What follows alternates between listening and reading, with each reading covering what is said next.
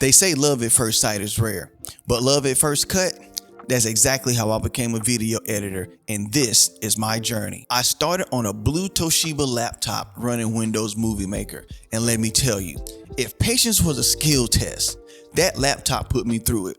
We're talking 10 hours just to render a 4-minute video, but even then, I was hooked. The process, the storytelling, the way clips came together, for me, it was like magic.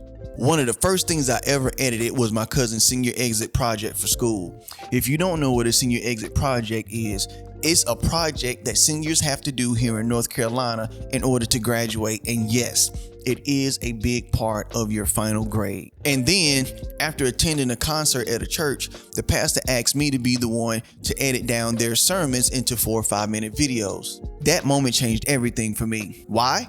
Because that was my first paying gig. Yes, it was something small, but it made me realize maybe this isn't just a hobby. Maybe I could really do something with this. Eventually, I had to upgrade. I could not continue doing projects knowing it could take up to 10 hours for a video to render. When I upgraded to a custom built Lenovo ThinkPad. I got in contact with the guy who custom built PCs, Macs, and laptops. And I went for a Lenovo ThinkPad because I could take it anywhere. Now, this Lenovo ThinkPad was mainly built for audio engineering because that's the main thing I was doing at the time. I was running a little one-stop shop record label as well.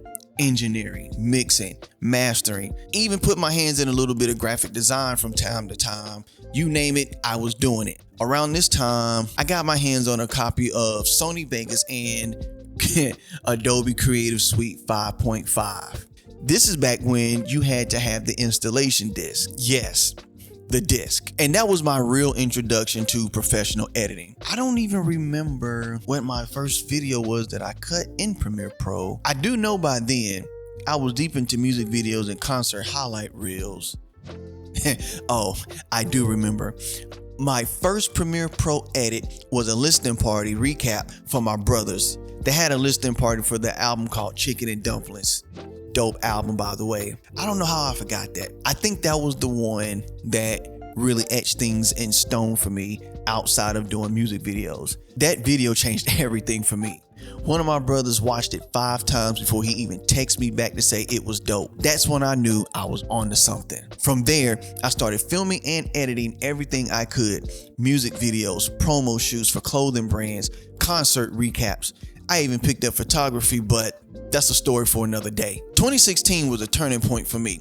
I started vlogging mostly to give myself something to edit, but in doing that, I realized editing wasn't just something that I liked to do, it was something that I needed to do. That's when Premiere Pro became my playground. Every project, every edit, every mistake. It was all shaping me into the editor that I am today.